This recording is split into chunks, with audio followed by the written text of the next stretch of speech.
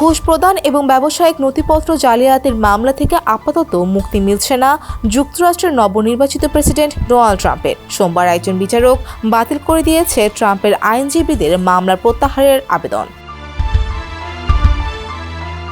2016 সালে মার্কিন প্রেসিডেন্ট নির্বাচনের আগে যৌন সম্পর্কের বিষয়ে মুখ না খুলতে পর্ন তারকা স্টর্মি ড্যানিয়েলসকে $1,30,000 ঘুষ দেন ডোনাল্ড ট্রাম্প। ড্যানিয়েলসের হাতে ওই অর্থ তুলে দিয়েছেন ট্রাম্পের আইনজীবী মাইকেল কোহেন। জালিয়াতির মাধ্যমে ব্যবসায়িক নথিতে এই বিষয়টি গোপন রাখেন ট্রাম্প। এ সংক্রান্ত মামলায় তার বিরুদ্ধে 34টি অভিযোগ আনা হয়। মে মাসে নিউ ইয়র্কের একটি আদালতে তাকে সবকটি অভিযোগে দোষী সাব্যস্ত করেন। গেল 11 জুলাই তার সাজা ঘোষণার তারিখও জানিয়েছিলেন আদালত।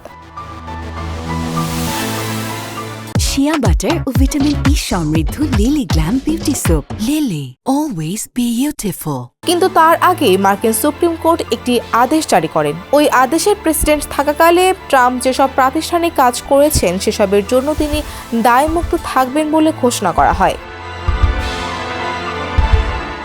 সুপ্রিম কোর্টের ওই আদেশের ভিত্তিতে ট্রাম্পের আইনজীবীরা ট্রাম্পের বিরুদ্ধে হওয়া ঘুষ ও নথিপত্র জালিয়াতির মামলা বাতিল করার আবেদন করেছিলেন। আদালতের কাছে তাদের যুক্তি ছিল, সুপ্রিম কোর্টের আদেশের কারণে ট্রাম্প বিচারের আওতামুক্ত। তাছাড়া ট্রাম্পই এখন যুক্তরাষ্ট্রের পরবর্তী প্রেসিডেন্ট। যদি তার মাথার উপর এই মামলা ঝুলে থাকে তবে তার সরকার পরিচালনার কাজ বাধাগ্রস্ত হতে পারে।